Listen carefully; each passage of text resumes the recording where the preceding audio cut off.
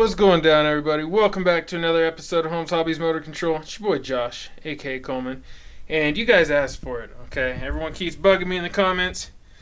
How do you do the front motor mount situation? All right. Well, I'm gonna show you guys because today I am going to be installing my motor. I'm going to be installing my Holmes Hobbies Puller Pro. This is the 3500 kV Puller Pro, not the stubby. This is the full size. So I'm going to go ahead and put this in, and I'm going to be installing it into this setup right here. So that way you guys can kind of have an idea how I do this. So, all right, let's do it. All right, so the first things first, let's open this bad boy up. Got all my Holmes Hobbies stickers in there. I put those extras in there.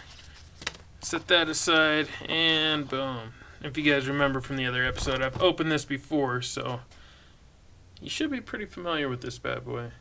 It's a beautiful, beautiful motor. Okay, so the first thing we're going to need, obviously, is a 2.5 mil. I got to take this gear reduction unit out. All right, so for those of you that are wondering, this is my 10-to-1 gear reduction unit. It's a Team Raffi Co. or Raffi Company gear reduction unit. And it's planetary style design. Pretty straightforward, pretty simple, and I picked it because it is actually pretty beefy. So, alright, now I gotta detach this drive shaft right there, which looks like that's probably gonna be 1.5.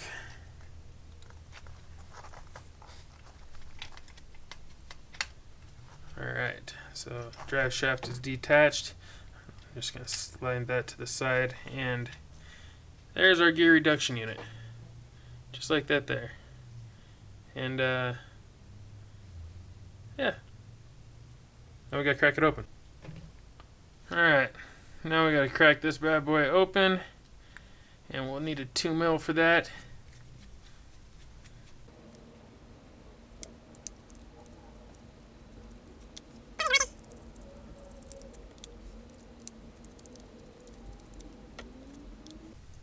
Alright, so now this should come apart, and I don't remember which side I'm supposed to leave. I think it's this. There we go. There we have it. You can see the inside there. Planetary design. When you spin it, it spins like that there. Nice and smooth. And yeah. So now what I'm going to wind up doing is installing the motor. Alright, and now to install the motor, let's see if I can remember how to do this without it. The motor's going to need to go like this. So this is going to have to mount on here. Right, and you can see there's two recessed spots right there. There's one here and one here. And that's where I'll bolt it in. So let me go ahead and do that. Then I'm going to go ahead and lubricate this up, and we'll put it back together. Okay, so what you're going to want to do is basically figure out where you want this to line up at. Because I want the wires on top, I want to make sure that I get this lined up in a manner that will allow it to still work for me. Alright, so now we're going to go ahead and attach this motor plate. Ooh. Easy there, Josh. And you want to make sure you use thread lock because this will wiggle loose. And you want to take some time to go ahead and line everything up to where you want it. So this is all, you know, how you line up these screws is going to determine how the motor sits in the mount, right? And I want the wires to sit somewhat towards the top. So hopefully I got it lined up the way that I will need to allow that to happen. You don't need a lot of thread lock, just a little bit. Alright. So now that that's on, set that aside. This is the piece that usually goes right there, but before we put that on, we're going to want to put our set screw on. And our set screw is going to have to sit at a certain height in order to fit in here without bottoming out, right? Because you don't want it to bottom out. So you want to test fit it a couple times. What I do is I put it together, and push it down as tight as I can to make sure it's completely tight, right? And then I'll pull it back out like that, and it'll show me kind of where it needs to be. So from there, I'll know that if I go down just the slightest amount, that I will be clear. So from that point, push it down just a tiny bit more, and we're clear. But that also shows me now that I can't get to that without taking this back off. So I'll have to remove the motor plate so that I can tighten that down. Careful not to hit that. Now,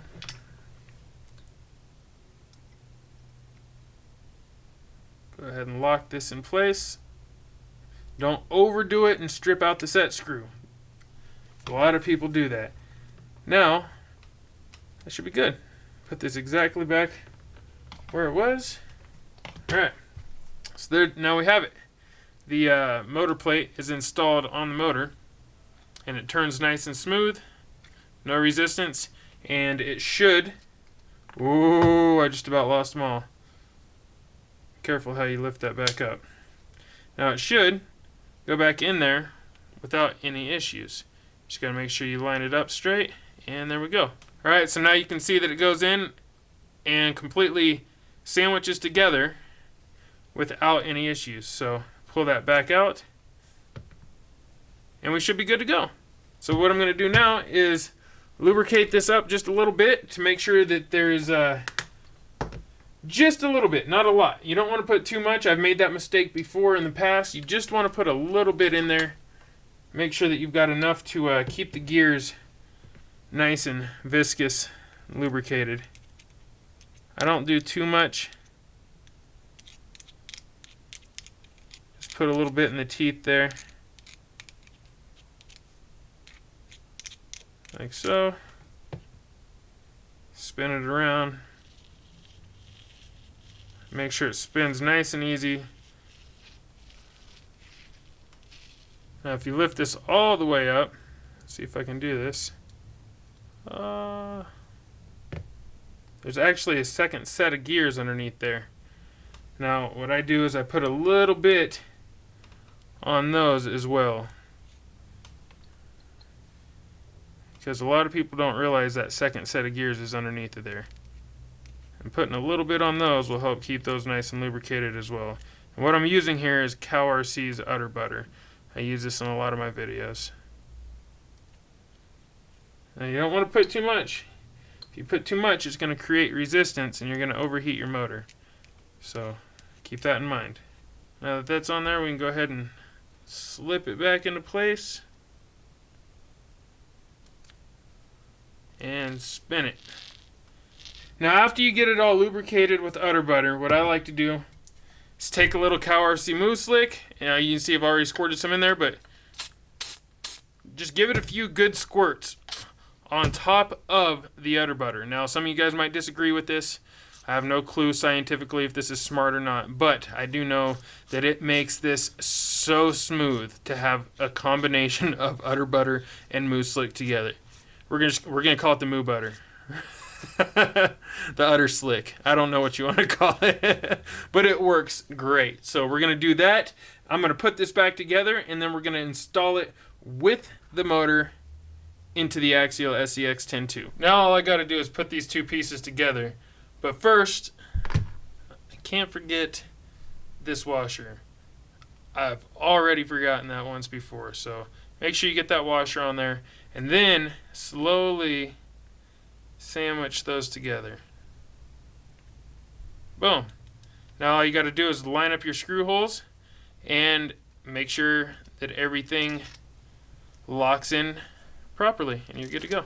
Alright, so now I'm going to go ahead and install this tower of Holmes Hobbies Puller Pro power right back into the Axial SCX10 II. But first let me show you guys this mounting system and how I go about doing this. Alright, so here it is. This is, well, let's start with the transmission. This is an Axial SCX10 II transmission, or SCX10 transmission. They're the same, except for you'll notice a difference. The shaft up top, the input shaft, is actually coming out the other side. It's completely stripped down. There is no motor mount system. There is no clutch assembly or slipper clutch assembly or anything like that, right? It is just a stripped down transmission, and it's being used similar to a transfer case. And the input shaft has been actually reversed. So I took the transmission apart and I reversed the output of the shaft so that it would come out the opposite side, and I put the cover back onto this side. So now what I did after that was I chopped it off with a Dremel, and I went ahead and I dremeled a flat spot into it to accept a set screw from this here drive shaft. And as you can see, when I spin it, it spins the transmission. So then I used the parts from the transmission motor mount setup and some other random stuff. Like I always say, I always keep extra parts laying around, right? So I had some pieces of metal, some old cross member parts, some servo mount bracket parts, leaf spring like holder parts right here, the little axle holder parts from a trail stomper. Yeah, and then I took those and I mounted those all up, made this cross member piece right here, and then I took the motor mount, the axial motor mount, and I bolted it right to it. I just drilled the holes where I needed them to be. So now that I got the transmission set up to be divorced, basically, I take this tower of power right here, this Holmes Hobbies Puller Pro tower of power, and it just bolts right in like so. Right, so now that bolts in where the old battery tray basically is, and this is the end result. This drive shaft, which is a short drive shaft, a Hercules Hobbies drive shaft, goes right over the end of it, and, well, it's not lined up obviously, but there we go. And that is how I do it. So now I just need to fasten everything in place, make sure that it is secure, and that's it. It's on to installing the ESC and the servo and receiver. Alright, and there we have it, all installed. Axial SCX10 transmission, 2 leaf sprung axle in the rear, a 3-linked factory setup up front, and a divorced motor mount situation. A divorced front mount motor mount situation. And that, you guys, is what I call the ESP Anti-Spur layout. Boom. There you go. Below the front shocks, transmission now sits way lower than it normally would. I know it may appear to be tall, but it's actually way lower than it normally is now. And there we go, guys. Hopefully you enjoy that. I really appreciate you tuning in. You already know what it is, fam. Piece of chick grease. Yay!